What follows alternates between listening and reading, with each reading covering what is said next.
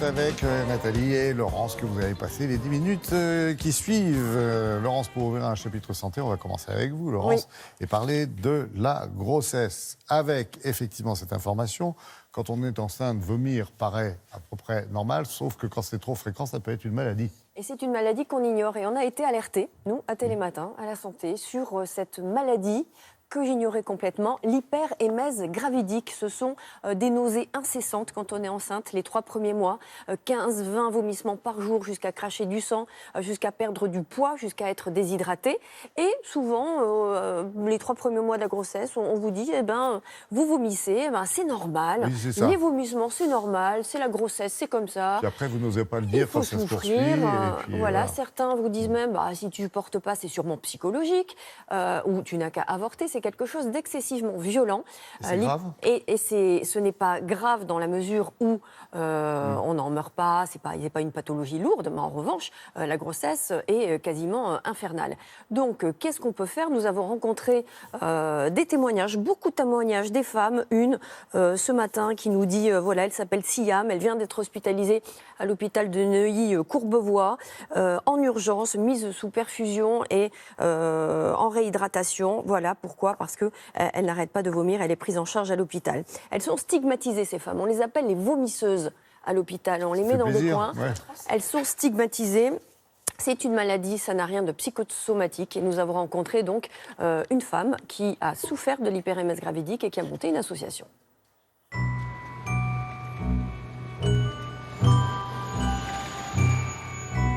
Les vomissements ont très vite commencé, au bout de 15 jours, 3 semaines. Les nausées étaient vraiment insupportables. J'avais pas encore perdu beaucoup de poids parce que j'étais au début.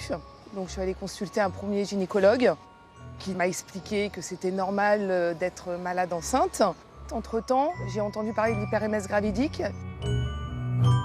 Alors l'AG, c'est être enceinte et vomir plus de 50 fois par jour. Je me suis donc retrouvée en fait au fond du lit, seule, avec comme meilleure amie ma bassine.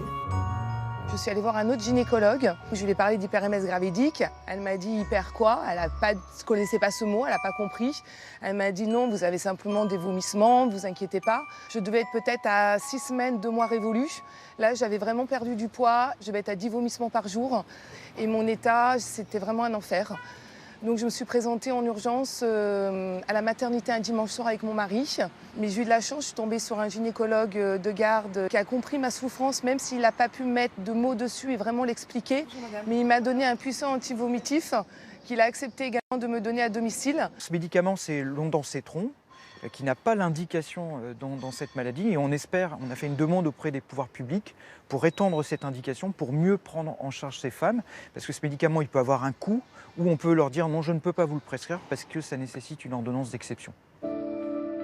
À l'hôpital, on m'a imposé une psychologue. On ne m'a pas dit pourquoi, on m'a dit tous les matins vous aurez la psychologue. Parce que dans les mentalités des maternités, c'est vraiment psychologique, ces vomissements. L'AG, c'est l'incompréhension. C'est finir en hôpital psychiatrique enceinte. C'est aussi être accusé d'être responsable de son état. Je pensais que j'étais folle. C'est ce qu'on m'a aussi un peu fait croire. Donc on nous appelle les vomisseuses, on nous met dans une chambre. Et je me souviens de cette psychologue qui sort son agenda. Elle me dit mais madame, si vous en pouvez plus, il vous reste 2 semaines pour avorter. Et moi, j'étais pas du tout au courant des délais pour arrêter. C'était pas du tout ce que je lui demandais. Malheureusement, c'est courant que l'entourage suggère aux femmes d'arrêter leur grossesse parce que cet état est insoutenable. Et on met en avant le facteur psychologique alors que c'est une maladie. 15% des femmes qui souffrent d'hyperémèse gravidique ont recours à l'IVG, donc c'est un chiffre énorme. Est-ce qu'on a de nouveau ce symptôme pour une deuxième grossesse? Oui, c'est-à-dire que quand vous l'avez, c'est pour la vie, quelle que soit la grossesse.